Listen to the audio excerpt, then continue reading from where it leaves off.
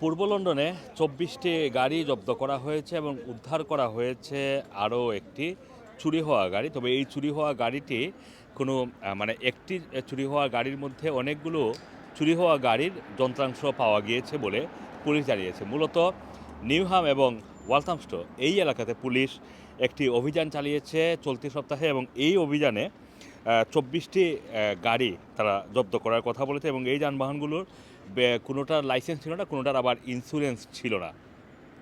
সাম্প্রতিক সময়ে আপনারা জানেন যে গাড়ি চুরি বেড়ে গিয়েছে।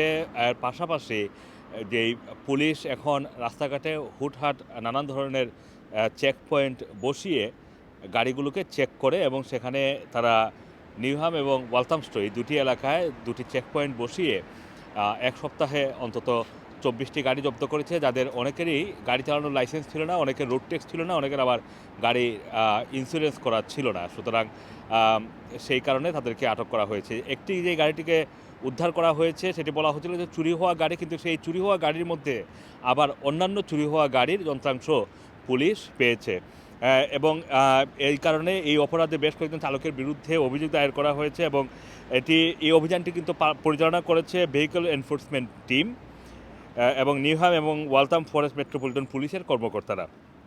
এবং মেট পুলিশ তাদের সোশ্যাল মিডিয়ার যে প্ল্যাটফর্ম সেখানে জানিয়েছে যে এই vehicle enforcement team amps Newham এবং এমপিএস ডব্লিউ ফরেস্টের সাথে মানে ওয়ালথাম ফরেস্টের সাথে একটি পরিকল্পিত অভিযান তারা পরিচালনা করে এবং অভিযানে ২৪টি যানবাহন জব্দ করা হয়েছে যেগুলোর লাইসেন্স অথবা বিমা ছিল না এবং একটি চুরি হওয়া গাড়ি উদ্ধার করা হয়েছে যা বিভিন্ন চুরি হওয়া গাড়ির অংশ দিয়ে তৈরি করা ছিল। এছাড়াও চালকদের বিরুদ্ধে বেশ কয়েকটি অভিযোগও দায়ের করা হয়েছে।